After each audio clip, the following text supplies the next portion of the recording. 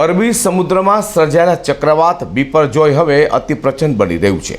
હાલ બિપરજોય વાવાઝોડું પોરબંદરથી 300 કિલોમીટર જ્યારે દ્વારકાથી 290 કિલોમીટર તેમજ જખૌ પોર્ટથી 340 કિલોમીટર દૂર છે।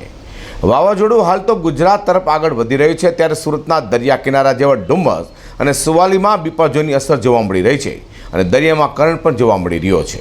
અરબ સાગરમાં બનેલા ચક્રવાત બિપરજોય હાલ ગુજરાત તરફ આગળ વધી રહ્યું છે। હવામાન વિભાગની આગાહી મુજબ આગામી 15મી જૂને વાવાઝોડું ગુજરાતમાં ત્રાટકી શકે છે। તે ગુજરાતના દરિયાકાંઠાના તમામ જિલ્લામાં વહીવટીતંત્ર એલર્ટ બન્યું છે। હવામાન વિભાગે 15 અને 16મી જૂનના રોજ કચ્છ, જામનગર અને દેવભૂમિ દ્વારકા માટે વરસાદને લઈને રેડ એલર્ટ જાહેર કર્યું છે।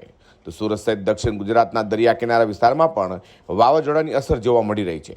સુરતના ડુમસ અને સુવાલી દરિયા કિનારે ભારે પવન ફૂંકાઈ રહ્યો છે। દરિયામાં વાવાઝોડાનું કારણ પણ જોવા મળી રહ્યો છે। બપોર સુધીમાં વાવાઝોડું સુરત પાસેથી પસાર પણ થઈ શકે છે, જેને લઈને તંત્રને વધુ એલર્ટ કરાયું છે।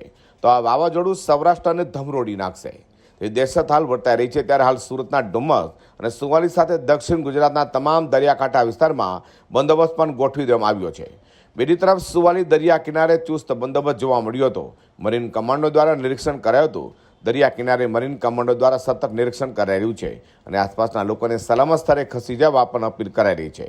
સુવાલીના દરિયામાં 15 થી 20 ફૂટ ઊંચા મોજા પણ ઉછળી રહ્યા છે। અઝર કુર્સી સાથે પ્રકાશવાળા।